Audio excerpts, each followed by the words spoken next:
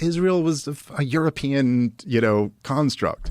They were made by a bunch of Europeans who came over and created Israel. But then they have to claim that they're the true Semitic people. Is it true that genetic testing is outlawed there? I believe that is true. I believe that's true. I mean, double check me on that, but I believe it's true. We should definitely double check that permission right from the government to go get DNA tests and stuff. Because I think, and I believe... Well, this is the problem with the term Semitic. Mm-hmm. Because if these are European Jewish people, this is not the exact same genetics. That's right. And genetic testing... Heavily regulated. Heavily. Here, you can fucking get it at Walgreens. That's right. Yeah. And focused on medical and reproductive purposes, with broad support for carrier screening and pre-implantation diagnosis. What does that mean? Pre-implantation diagnosis? This creates a system where health-related genetic testing is robust and often publicly funded, but direct-to-consumer tests for ancestry or paternity are highly restricted. Now, why would you highly restrict anything like that? If you wanted if a human being has bodily autonomy and you want to find out where your ancestors came from, why wouldn't that be? What do you think?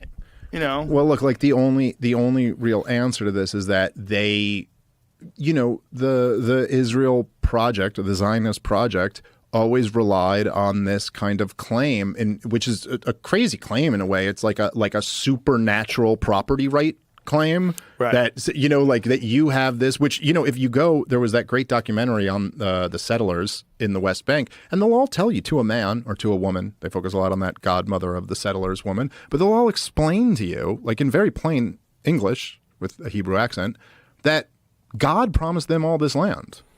And so, like, God promised us all this land. So, like, I don't know who these other people are here, but God didn't promise it to them. He promised it to us. And so, that's kind of the claim, that we're the original people of this land. And so we have like a right to come back here. Now, forget for a second the fact that nobody conceives of property rights in this fashion in any other way. Like, right. Nobody thinks I could like come up with a DNA test and be like, oh, I've got some Ukrainian in here. All right, well, I'm going to march into Ukraine, knock on a door and be like, this is actually my house because I was here 1,000 years ago. Like that's. But it's kind of crazy that you block evidence that's not really a good argument. Well, let's just say, hypothetically, if, say, the truth is that the Jews of 2,000 years ago weren't actually kicked out of the land, but in fact they were forced to convert, and that actually those people who you're saying were never promised the land are actually the people who were promised the land